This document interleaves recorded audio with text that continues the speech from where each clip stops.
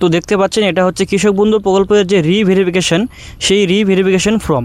এবং এখানে একটা জিনিস চাওয়া হচ্ছে, সেটা হচ্ছে কেবি আইডি, অর্থাৎ আপনার যে কৃষক বন্ধু প্রকল্পের যে আইডি সেটা কিন্তু এখানে চাওয়া হচ্ছে। তো এটা আপনি ঠিক কীভাবে বাড়িতে বসে নিজের মোবাইল দিয়ে বের করতে পারবেন মাত্র 2 মিনিটে, এটা কিন্তু আজকের এই ভিডিওতে আমরা স্টেপ বাই স্টেপ দেখাবো। তাই ভিডিওটি খুবই গুরুত্বপূর্ণ হতে চলেছে, একদম শেষ পর্যন্ত অবশ্যই দেখবেন। তো সবার প্রথমে কী করবেন, আপনাদের ফোনে যে ক্রোম ব্রাউজারটি রয়েছে সেটা কিন্তু ওপেন করে নেবেন। ওপেন করে নেওয়ার পর সেখানে সার্চ করবেন ইপেডি লিখে যখন সার্চ করবেন তখন আপনাদের সামনে দেখতে পাচ্ছেন যে ফার্স্ট যে ওয়েবসাইটটা রয়েছে এই ওয়েবসাইটটিতে ক্লিক করবেন। এই ওয়েবসাইটে ক্লিক করার পরই আপনাদের সামনে কিছুটা এরকম ইন্টারফেস চলে আসবে। তো এখান থেকে আপনারা কী করবেন, একদম নিচে স্ক্রল করবেন। নিচে এখানে দেখতে পাচ্ছেন যে রয়েছে ফার্মার প্রোফাইল, এই ফার্মার প্রোফাইলে কিন্তু ক্লিক করবেন। ঠিক আছে, তো ফার্মার প্রোফাইলে ক্লিক করার পর তারপর আপনাদের সামনে কিছুটা এরকম ইন্টারফেস চলে আসবে। তো এখান থেকে আপনারা কী করবেন, যে প্রথম যে ঘরটা রয়েছে রেজিস্ট্রেশন নাম্বার, এই রেজিস্ট্রেশন নাম্বারে ঘরে আপনারা ক্লিক করবেন।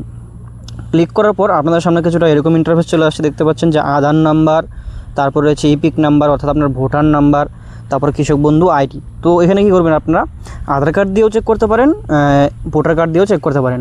আমি ভোটার কার্ড দিয়ে চেক করব। তো তার জন্য কী করব, এখানে যে ইপিক নাম্বার সেখানে ক্লিক করব। ক্লিক করার পর তার নিচে দেখতে পাচ্ছেন লেখা রয়েছে ইপিক নাম্বার, এই ঘরটাতে আপনি ক্লিক করবেন। এখানে দেখতে পাচ্ছেন, তো এখানে আপনি কী করবেন, এখন আপনার যে ভোটার কার্ডের নম্বর অর্থাৎ ইপিক নাম্বার সেই নাম্বারটা কিন্তু এখানে বসিয়ে দিবেন। বসিয়ে দিয়ে তারপর যে গেট ফার্মার ডিটেলস এখানে কিন্তু ক্লিক করতে হবে।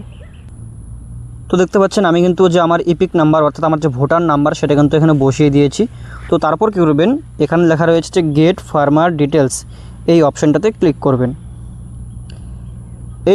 এই অপশানটাতে যখন ক্লিক করবেন তারপর আপনাদের যে আধার কার্ডের সঙ্গে যুক্ত মোবাইল নাম্বারটা রয়েছে অর্থাৎ আপনার আধারের সঙ্গে লিঙ্কযুক্ত মোবাইল নাম্বারে কিন্তু একটা ওটিপি যাবে, সেই ওটিপিটা কিন্তু এখানে বসিয়ে দিবেন। বসিয়ে দিয়ে সাবমিট যে অপশানটি রয়েছে এখানে কিন্তু ক্লিক করবেন।